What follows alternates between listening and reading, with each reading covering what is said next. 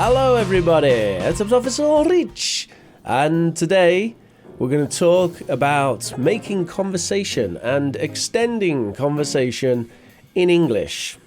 So why talk about this? Well, there's a few problems that English learners have. First of all, there are some cultures where small talk isn't really a thing. So maybe you're from a culture where you're not used to making a lot of small talk. Another problem is some people are just introverts. I'm an introvert, actually. I've been a language teacher now for about 12 years. So I've learnt skills to become more communicative and social and outgoing, I suppose. But naturally, I am an introvert, so I understand that position a lot. And introverts really need social techniques if you want to make and extend conversations. Finally, all of these factors obviously are amplified by being an English learner. If you have any kind of social anxiety at all, then doing things in another language just makes it even more difficult. So, we need some techniques. Let's talk about some techniques. Alright, first let's talk a bit about starting conversations. So, if you're talking about starting a conversation with no introduction, we're talking about a cold opener here, that you're starting a conversation with just a stranger. It's not an easy thing to do. Some people are natural at it and they can do it pretty well, but I think most people find it a little difficult just to start a conversation with a stranger. One thing you can do is to make a simple observation and see how the person responds. And that's probably my favourite way of starting a conversation. For example, damn, it looks like the bus is going to be late again. Now, how do they respond? Well, they might respond like, I guess so.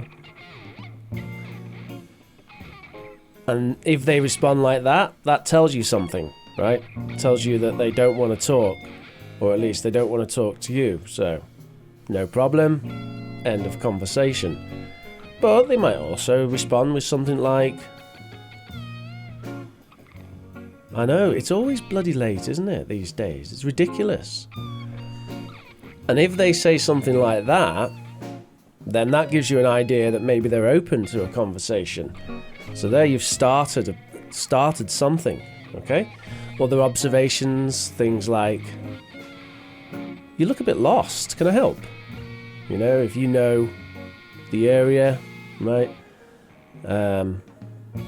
Anyone who kind of is looking at directions or looking around.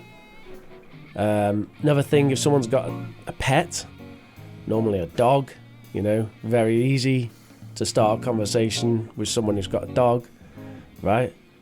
Oh, wow, it's a lovely dog. How old is he? Right? And like I say, from the person's response, you can tell, do they want to talk or not? So that's a good way of opening conversations. It's just simply just make an observation and see if the other person responds in an open way or not. All right, moving on. So a technique to keep conversations going.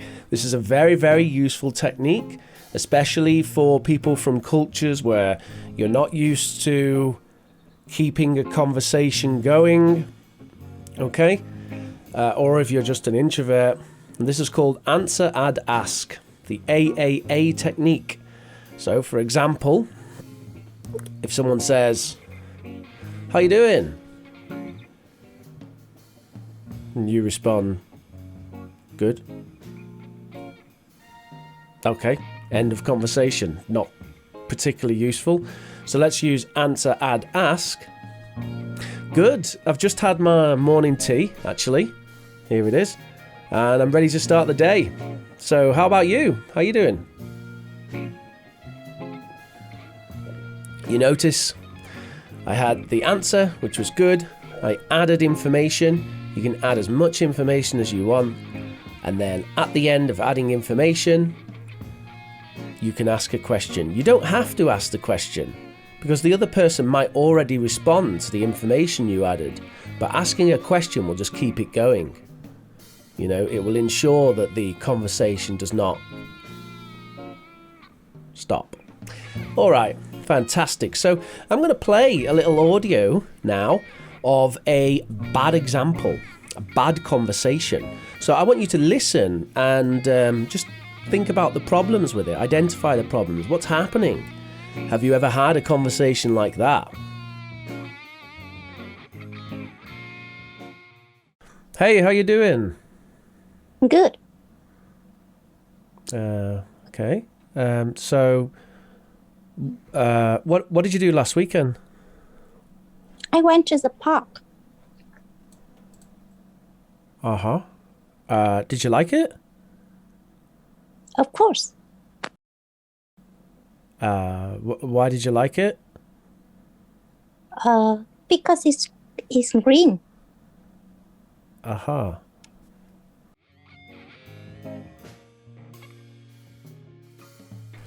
So, what's the problem?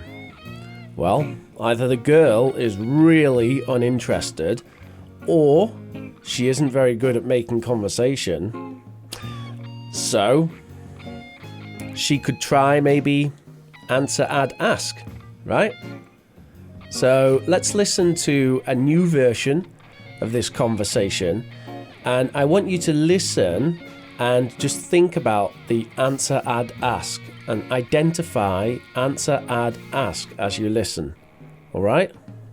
Let's give it a go. Hello. How you doing? Hi, I'm very good. Oh, yesterday I was a little bit under the weather, but today I got better. How are you? Yeah, not too bad. Not too bad. I'm having a cup of tea, and that always makes me feel pretty good. What'd you get up to last weekend? Anything interesting? Oh, I went to the park. I like it a lot because there were many trees and dogs. I love nature and animals, you know. And Yeah. you, what did you do? Yeah, this sounds good. On Saturday I was playing some video games. So it was just a bit of a relaxing day, fun day. And on Sunday I actually had quite a lot of work to do. So I was working quite a bit on Sunday. How about next weekend? You got any plans for next weekend? Did you notice how the technique was used? So here's the audio script, so you can see clearly where we're using answer, add, and ask. All right? So let's talk a bit more about extending conversations. You know, you can use answer, add, ask. But sometimes maybe your questions might get a bit dull, right? It starts to be like, you know, oh, why do you like that? Oh, how long have you done that? Oh, where do you do that? You know, eventually you might run out of questions to ask. So a good way to extend conversations is to ask a really kind of interesting question that's maybe just not too strange, not too out the box, right? So I'm going to tell you my two favorite questions for getting into a really interesting conversation, particularly with someone who you've just met. Okay? Now, the first one is, what inspired you to get into, and then whatever career, study, or hobby that you've learned about them, right? So if you speak to me, you learn I'm a teacher, you can say, Rich, what inspired you to get into teaching? Right? This question of what inspired you to get into something, it always gives quite an interesting answer. Because even if the person doesn't want to be doing what they're doing, right, they still have a reason why they're doing it. So if I say to someone, oh, what inspired you to get a job at the supermarket, right? They're going to think like, well, it's not my passion. So the supermarket, well, you know, I needed the money because I'm funding an art project, because I want to go to art school, whatever, right? It always seems to lead into an interesting conversation. And normally what I find is if you don't get an interesting answer to that question, then the other person doesn't want to talk. And if the other person doesn't want to talk, there's nothing you can do, right? If the other person doesn't want to talk, then you find a different person to talk to, right? Maybe they're in a bad mood, maybe they just don't like talking, who knows? Find a different person to talk to, all right? All right, so let's go to the final one, which is, sorry, could I get your opinion on something? Sorry, could I get your opinion on something? Right? And then after that, you need something to ask an opinion about. And if it's something kind of interesting, right, that helps. For example, sorry, could I get your opinion on something? Do you think the British people look down on US English?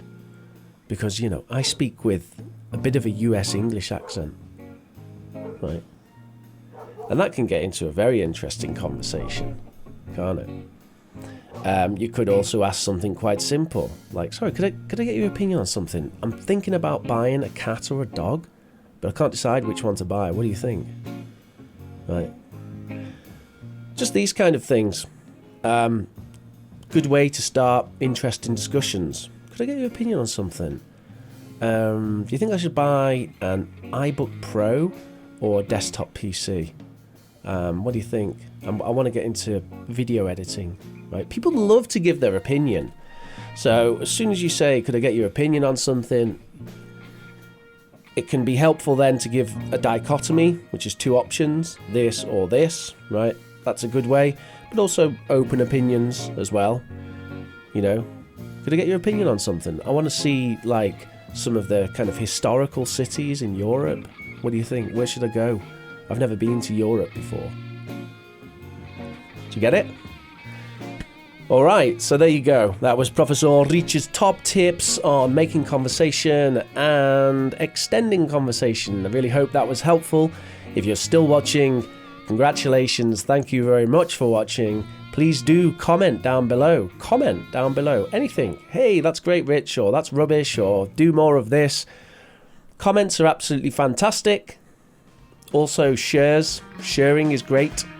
Comments and sharing are the best. Likes are good, but comments and sharing are tip-top. And do please remember to subscribe. We're really going for the interesting videos at the moment. If you found this video interesting, we'll definitely have more stuff for you. So, thank you once again for watching, and I will catch ya.